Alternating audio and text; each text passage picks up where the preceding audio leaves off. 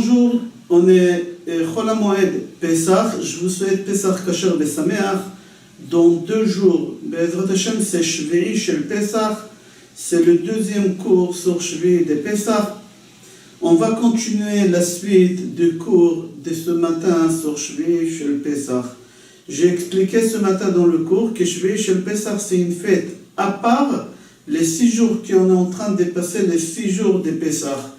Certes, on ne dit pas Shechianu dans le Kiddush de Shvi'i Shel Pesach, mais c'est une fête à part. Pourquoi c'est une fête à part? On demande à expliquer ce matin, parce que tous les miracles qu'Akadosh Baruch Hu il nous a fait en Égypte, Akadosh Baruch Hu il s'est dévoilé avec le nom d'Elohim. Il nous a montré sa force. À la sortie d'Égypte, quand on est arrivé devant la mer, Akadosh Baruch Hu il s'est dévoilé un nom avec le nom de Hachem, Yud-Ke Vav-Ke, pas Elohim. Elohim c'est la force, Akadosh Baruch Hu nous a montré sa force, Dam Tzvardeh Akinim. Là, Akadosh Baruch Hu nous a montré son existence avec le nom de Hachem, Yud-Ke Vav-Ke. C'est quoi le nom de Hachem, Yud-Ke Vav-Ke? Aya, Hove, Viye. Et c'est ça l'erreur de Moshe Rabbeinu, au moment qu'il a dit à Akadosh Baruch Hu, Me'az Bati, c'est-à-dire depuis que je suis parti voir Paro, la situation des Béné Israël, elle s'est empirée. Alors, puisque j'ai fait l'erreur avec Me'az, je vais faire tchouva avec le mot Az, Az Yashir Moshe. Alors, on va essayer de comprendre. Moshe Rabbeinu, il a dit, j'ai fait une erreur avec le mot Me'az Bati. J'aimerais savoir, on va essayer de comprendre, c'est quoi l'erreur que Moshe, il a fait? C'est quoi la faute? Le Midrash dit que Moshe, il a fauté. Au moment qu'il a dit Me'az Bati el Paro, depuis que je suis venu chez Paro, la situation, elle s'est empirée. L'erreur de Moshe Rabbeinu, que Moshe Rabbeinu, il a regardé le malheur des Béné Israël au présent. Au présent, maintenant, certes, Béné Israël, ils souffrent, mais c'est une erreur. On n'a pas le droit de regarder au moment qu'on a une épreuve, regarder au présent. Il faut regarder aussi au passé, et il faut regarder aussi au futur. Il faut regarder au passé, pourquoi j'ai eu cette épreuve-là? Peut-être au passé, j'ai fait quelque chose, alors il y a une raison pour ce qui se passe maintenant. Mais il y a toujours aussi un futur. Au futur, il faut être positif, Be'ezrat Hashem. Et Moshe Rabbeinu, ni il a regardé au passé, ni il a regardé au futur. Il a regardé au présent, au moment qu'il a dit à Kadosh Baruch Hu, Me'az Bati el Paro, Ha're'ot ha'am hazeh. Depuis que je suis venu chez Paro, tu as fait beaucoup plus de mal au Béné Israël. C'est-à-dire, la faute de Moshe Rabbeinu, c'est qu'il a regardé au présent, il n'a pas regardé ni au passé, ni au futur. En règle générale, on dit que c'est péché au moment que quelqu'un il a une épreuve, qu'il regarde le présent, il ne regarde pas le futur, ou il ne regarde pas le passé aussi. Il faut regarder le passé et le futur. Juger le problème au présent, on n'a pas le droit d'après la halakha. Et c'est pour ça, Moshe Rabbeinu, il a dit, j'ai fauté. C'est-à-dire quoi? Il a fauté que je regardais au présent et je n'ai pas regardé au futur. Akadosh Baruch Hu, il a expliqué à Moshe Rabbeinu comment il faut faire tchouva. Comment? Akadosh Baruch Hu, il a dit à Moshe Rabbeinu, tu vois, vous êtes arrivé à Mara, une ville qui s'appelle Mara, parce que tous les eaux là-bas, ils étaient amers. À Mara, mar, amer. Akadosh Baruch Hu, il a dit à Moshe Rabbeinu, tu prends un arbre amer et tu jettes dans l'eau, et l'eau, elle va s'adoucir. C'est pas marqué là-bas qu'Akadosh Baruch Hu, il lui a donné l'arbre. Akadosh Baruch Hu, il lui a montré. En hébreu, au moment qu'on dit montrer, Ra'a, la shon ora'a. Au moment qu'on dit en hébreu montrer, la racine de montrer en hébreu, c'est enseigner. Ra'a, ora'a. Akadosh Baruch Hu, il lui a enseigné à Moshe Rabbeinu comment il faut faire tchouva. Et comment il faut faire tchouva, il a dit à Moshe Rabbeinu, dans la chose que tu as fauté avec ça, il faut faire tchouva. Moi, avec la chose qui est amère, avec l'amertume, j'ai adouci l'eau. Et toi aussi, avec la faute que tu as fait, avec la même faute, tu fais tchouva. Et c'est pour ça, Moshe Rabbeinu, il a dit, Az Yashir. Moi, j'ai fauté. Moshe, il a dit, moi, j'ai fauté en disant, Me'az, Bati el Paro, Me'az.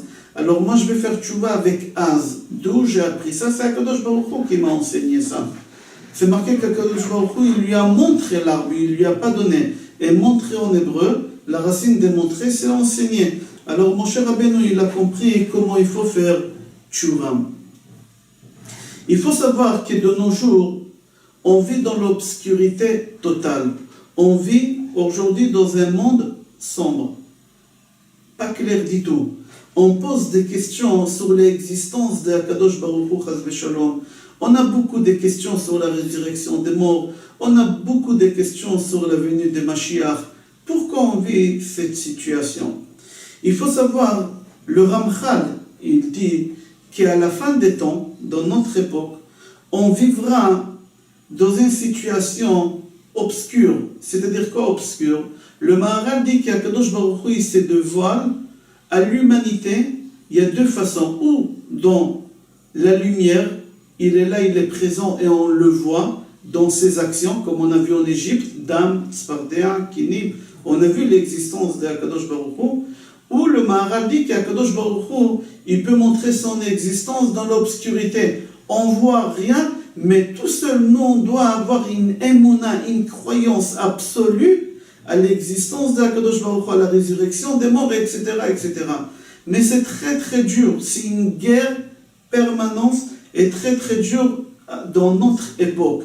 Mais notre salaire, il sera aussi en conséquence de ces épreuves.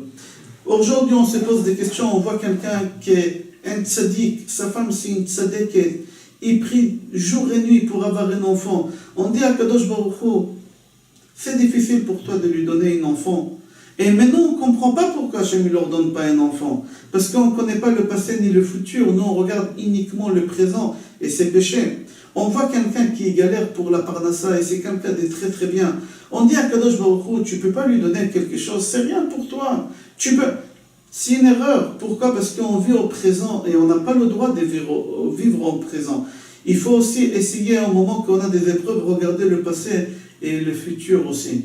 Et c'est ça l'erreur qu'il a fait Moshe Rabbeinu d'après le Ramchal.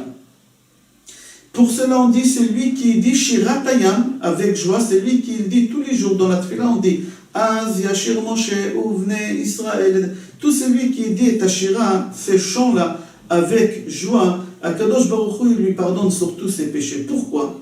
Parce que dans le chant, on parle qu'au présent, présent, présent, présent. Alors nous, on dit comment Akadosh Baruch Hu, il est bon, il est bon, il est bon, il est bon. Mais la réalité, elle n'est pas comme ça. Quand vous prenez le chant, vous allez voir qu'Akadosh Baruch Hu, il a fait, il a fait, il a fait, il a fait. Mais on dit, moi-même, aujourd'hui, je ne vois pas toutes ces choses-là. Aujourd'hui, on vit dans l'obscurité. Alors on pose des questions.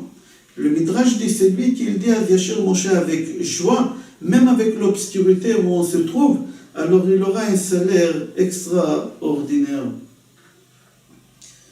Donc, au moment qu'on dit le Shira, on doit comprendre l'existence d'Akadosh Baruch Hu au passé, au futur et au présent.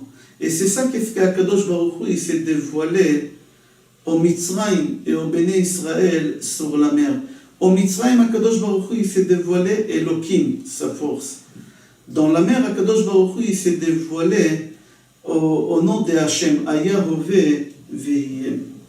Un homme, il peut faire des erreurs parce qu'il vit uniquement au présent. Et au moment qu'il voit qu'il a du mal, il est en train de reprocher des choses et de parler des choses qu'il ne faut pas parler. Comme il a fait Moshe Rabbeinu. Chafetz Chaim dit que l'homme, il n'a pas le droit de dire j'ai mal. Un homme, il peut dire c'est amer. Pourquoi? Parce que ce n'est pas négatif au moment qu'on dit c'est amer. Quand on dit c'est mal, c'est négatif. Mais au moment qu'on dit c'est amer, ce n'est pas négatif. Pourquoi? Parce que aussi une piqûre, c'est amer. Un médicament, c'est amer. Mais ça guérit aussi. Il y a du bien à l'intérieur de cette amertume. Comme ça, le Chafetz Chaim dit. On pose la question, pourquoi Kadosh Baruch Hu, il avait besoin de déchirer la mer? C'est marqué Kriat Yamsuf, déchirer la mer. Kadosh Baruch Hu, il pouvait nous faire passer d'Égypte en Israël autrement que traverser la mer.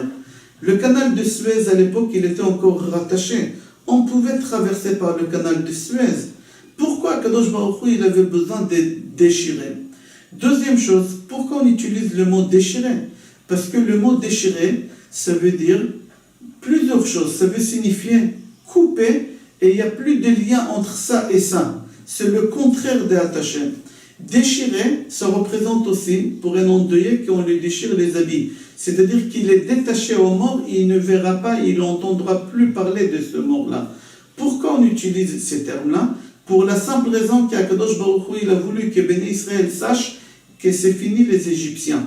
Vous n'allez plus les voir, vous n'allez plus entendre parler d'eux. C'est pour ça qu'on utilise le mot qu'Akadosh Baruch Hu, il a déchiré, et pas Akadosh Baruch Hu, il aura fait traverser. Si vous faites attention, dans la Torah, c'est pas marqué dans la Torah que l'ouverture de la mer, elle a été faite le 7e jour de Pessah. C'est Chachamim qui ont déduit que c'était le 7e jour de Pessah. Comment? Par an, il a laissé partir le Béné Israël 3 jours. Il a envoyé avec eux des Égyptiens pour surveiller. Au moment qu'ils ont vu que les Béné Israël ne reviennent pas, le 15, le 16 et le 17 Nissan, ils ont couru vite une journée en Égypte pour prévenir Paro, et Paro, il a envoyé encore des soldats, que ça leur a pris 3 jours pour arriver. Alors les 3 jours, 1 jour et 3 jours total, ça fait 7 jours, et comme ça, Chachamim, ils déduisent que l'ouverture de la mer, elle était au 7e jour. Mais ce n'est pas marqué dans la Torah que l'ouverture de la mer, elle était au 7e jour. Pendant toute cette nuit, de l'ouverture de la mer, Akadosh Baruch Hu, il a fait des miracles au Béné Israël. Comme c'est rapporté dans le Gemara sur le Pasuk, Adonai olech lifnehem be'amud anan la'anchotam adarech, ve'layla be'amud esh la'ahir lahem lalechet yomam va'layla. Chaque fois quand c'est marqué Ve'Hashem dans toute la Torah, il faut savoir que ce n'est pas Hachem seul, c'est Hachem et tous les malachim, ils ont accompagné les Béné Israël. Akadosh Baruch Hu, il est descendu avec tous les malachim pour couvrir les Béné Israël, pour protéger les Béné Israël, pour être avec les Béné Israël. Et à ce moment-là, les Béné Israël, ils avaient des miracles exceptionnels qu'au prochain cours, on va expliquer. Akadosh Baruch Hu, il a dit, je préfère que si les Égyptiens, ils envoient des flèches sur Béné Israël, ça va m'atteindre à moi et ça ne va pas atteindre mes enfants. Pourquoi? Akadosh Baruch Hu, il a dit ça parce que le Midrash, c'est marqué là-bas, que l'ange d'Égypte, il a dit à Akadosh Baruch Hu, quelle différence il y a entre les Égyptiens que tu es en train de les tuer, de les faire noyer dans la mer, et les Juifs et les Béné Israël. Elle les Ovdei Avodah Zara, et elle les Ovdei Avodah Zara. Eux, ils font l'idolâtrie, et les Béné Israël aussi, ils ont fait l'idolâtrie pendant 210 ans. Pourquoi tu fais la différence entre les deux? L'ange d'Égypte, il s'appelait Rahav. Alors, il a dit, qu'est-ce qu'il y a entre cela et cela? Et quand même, Akadosh Baruch Hu, il n'a pas écouté, et Akadosh Baruch Hu, il a protégé les Béné Israël avec tous les malachim. On va développer, Be'ezrat Hashem, au prochain cours, tous les biens que les Béné Israël, ils ont eu au moment qu'ils ont traversé la mer le 7e jour de Pessah, la veille du 7e jour. Je vous souhaite Pessah Kasher Vesameach, et Be'ezrat Hashem, qu'on aura le mérite d'avoir le 3e Beth Amikdash, et qu'on puisse faire là-bas Korban Pessah Bekarov Mamash. Chag Sameach.